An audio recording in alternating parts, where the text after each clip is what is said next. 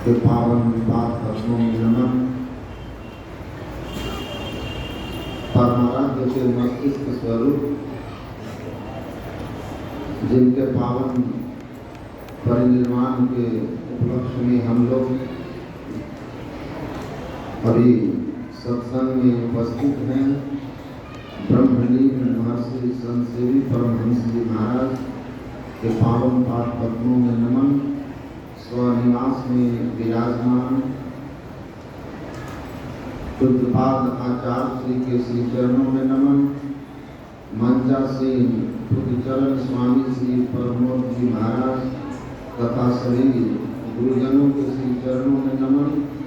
परम आदरणीय सत्संग प्रेमी महानुभावों, धर्मानुरागिनी माताओं एवं धर्मशिला बहनों,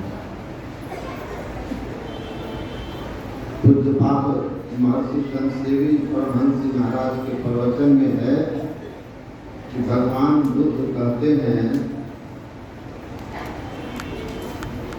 निर्वाण का अर्थ होता है निर्वाण, वाण रहित होना।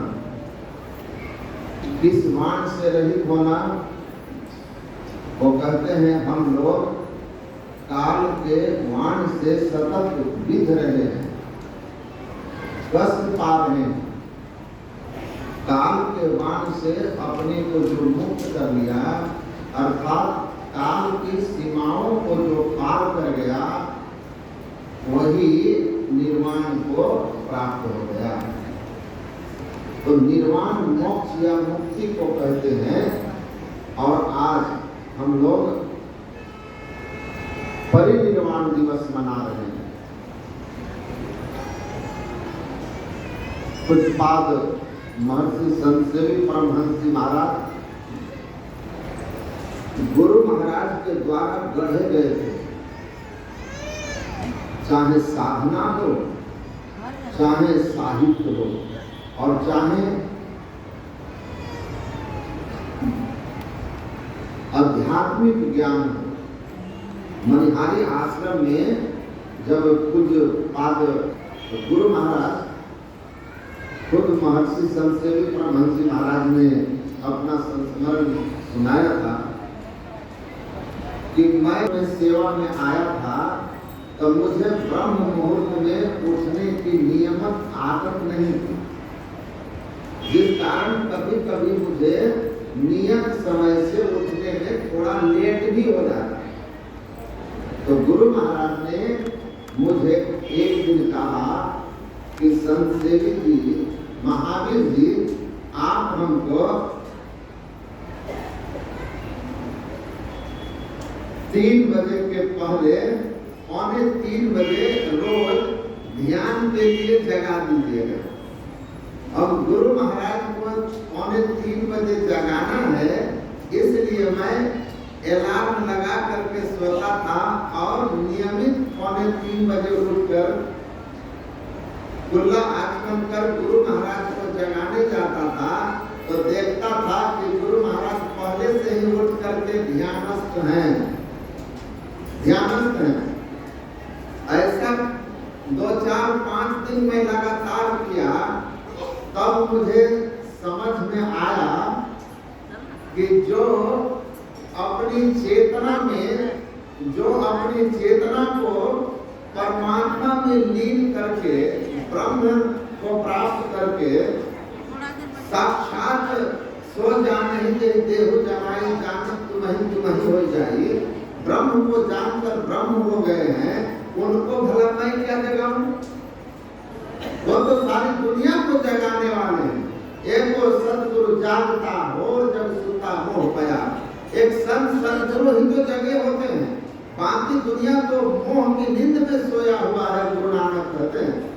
तो कुछ बात कहते हैं कि तब मुझे बोध हुआ कि अरे ये गुरु महाराज, मेरी जो आदत नहीं है ठीक ब्रह्म मुहूर्त में उठने की, मुझे ब्रह्म मुहूर्त में जगकर ध्यान करने की आदत डालने के लिए हमें जगाने का आदेश दिए हैं।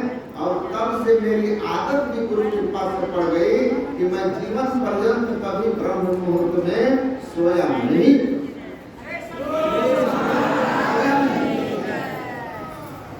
तो गुरु महाराज ने उनको कहा था, पंजाबी भाषा हो, बंगाली हो, कई नेपाली हो, कई भाषाओं को गुरु महाराज ने सिखाया, ताकि वो दुनिया के किसी भी मंच पर जाएं तो गुरु महाराज के झंडा को सबसे ऊपर खड़ा कर सके।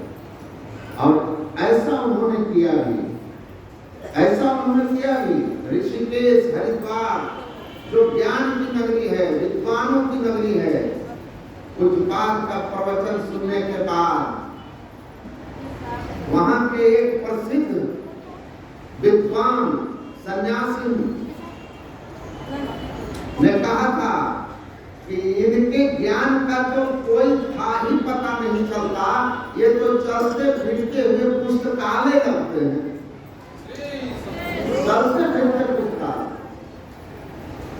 तो परमानंद की बड़ी महिमा उन पर थी, और ये महिमा उन पर ऐसे नहीं थी। गुरु और शिष्य का संबंध जन्मों का होता है, इसलिए मुझे याद है, स्मरण है कि एक बार आश्रम में ही, हमारे आश्रम में ही एक सत्संगी थे नवाबगंज के, उन्होंने पूछा कि हुजूर, आप गुरु महाराज की इतनी लंबी सेवा किए और इतनी लंबी सेवा करने के बावजूद आपकी सेवा में कभी त्रुटि नहीं हुई, कभी कोई शिकायत आपके लेकर के किसी के मुंह से नहीं सुना कि आपकी सेवा में कभी कोई त्रुटि थी।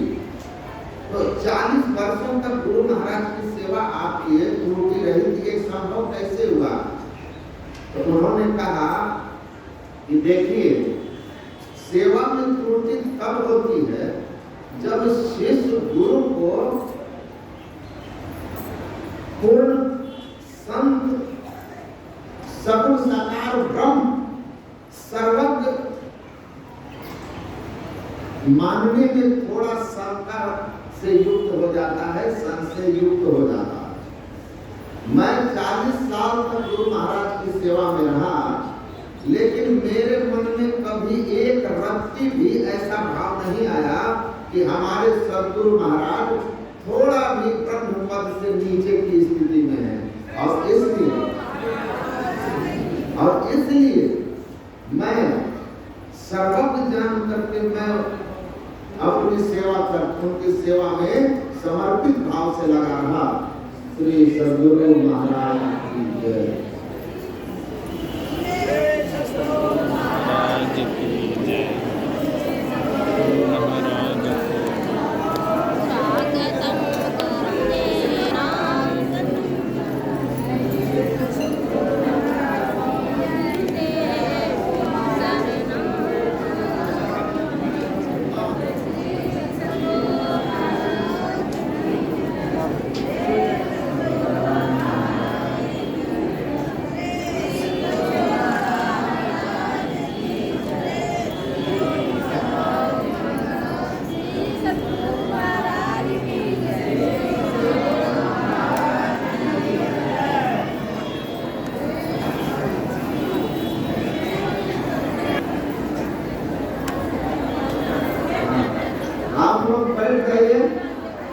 मैं अपनी वाणी को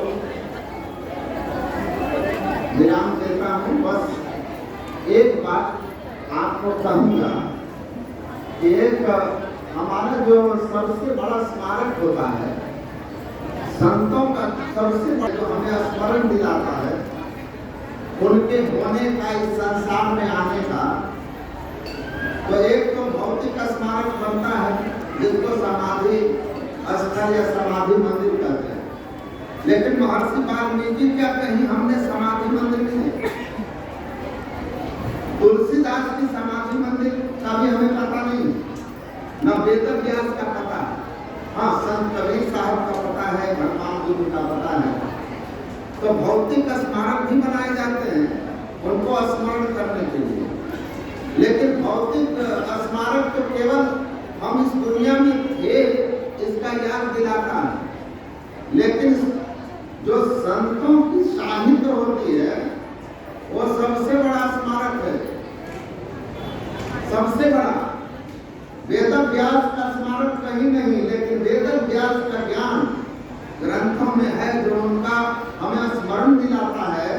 वाल्मीकि का ज्ञान ग्रंथों में है जो हमको उनका स्मरण दिलाता, और केवल स्मरण नहीं दिलाता। वेद व्यास कैसे बने, महर्षि वाल्मीकि कैसे बने, वह पूरा हमको बताता है, जिसको आचरण में उतार करके हम उस अवस्था में जाते हैं। तो महर्षि संत सेवी परमहंस जी महाराज का सबसे बड़ा योगदान ये रहा कि गुरु महाराज का भौतिक स्मारक तो उन्होंने बनाया ही, बड़ा खूबसूरत समाधि मंदिर, जो भी आता है देख कर भी जाता है। लेकिन सबसे बढ़कर गुरु महाराज के ग्रंथों को जो उन्होंने हम लोगों के सामने स्मारक के रूप में दिया है, किसी की पांडुलिपि बनाकर, तो कुछ अपने हस्तलिखित लिखकर, तो कुछ अपने ज्ञान स्वयं अपने हाथों से लिखकर, ये दुर्लभ साहित्य का जो स्मारक है वह सदा हम लोगों के लिए मार्गदर्शन का काम करता रहेगा। और ये उपकार संतमत और उनका सबसे बड़ा उपकार है, जिस उपकार से संतमत समाज, संतमत परिवार कभी उरीन नहीं हो पाएगा, चाहे कुछ भी करे। ऐसे महापुरुष के पावन श्री चरणों में मैं अपनी श्रद्धा सुमन अर्पित करता हूँ। बोलिए श्री सद्गुरु महाराज की जय।